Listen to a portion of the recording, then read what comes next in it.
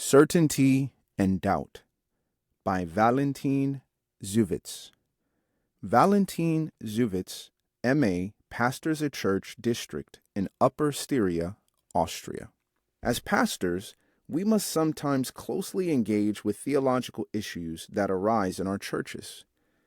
Recently, I was somewhat convinced that my position, which also represented the official view of the church, was correct. I realized I was not very familiar with the arguments from the other side. When I reviewed the literature of my opponents, I started to form doubts about my position.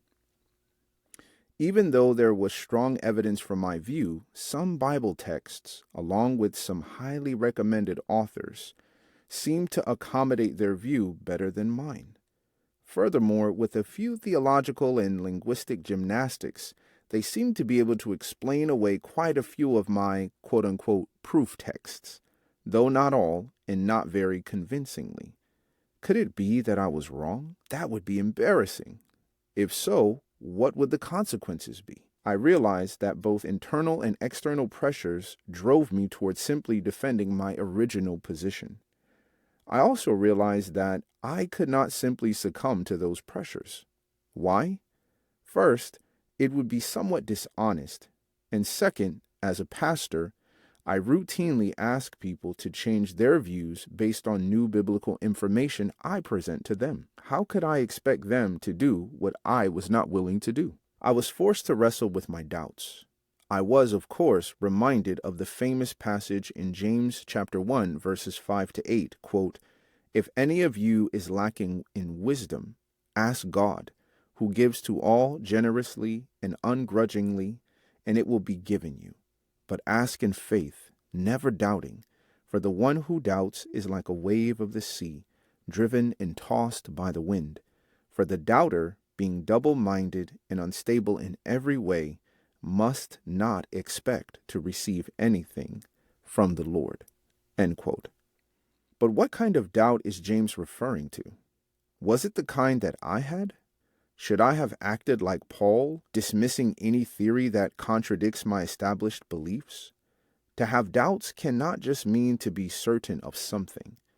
Why would I need to pray for further wisdom if I was already comfortably settled on every question? It was only after several study-filled days that I came across what seemed to be a solution to almost all of the quote-unquote difficult passages.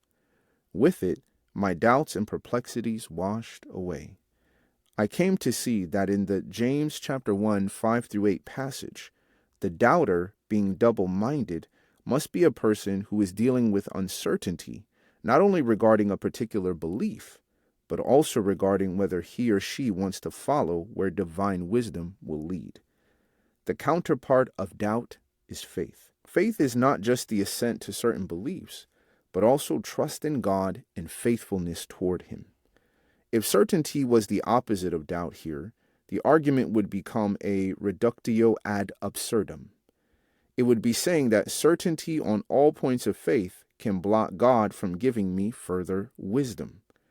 I was able to competently and confidently complete a presentation on the topic. My confidence in our beliefs was reinforced and, more importantly, my relationship with Jesus was strengthened. I felt His presence through the Holy Spirit stronger than before. It is good to know that He is on our side as a strong helper and master teacher. Whether we ask for health, financial relief, or, as in my case, wisdom, God desires us to know truth, and truth does not shy away from examination. Only if I remain open-minded and willing to change my behavior due to new information am I, in fact, not a doubter. I will neither be a doubter nor assume certainty in all things. Rather, by faith, I will put my trust in the certainty of God's wisdom and guidance.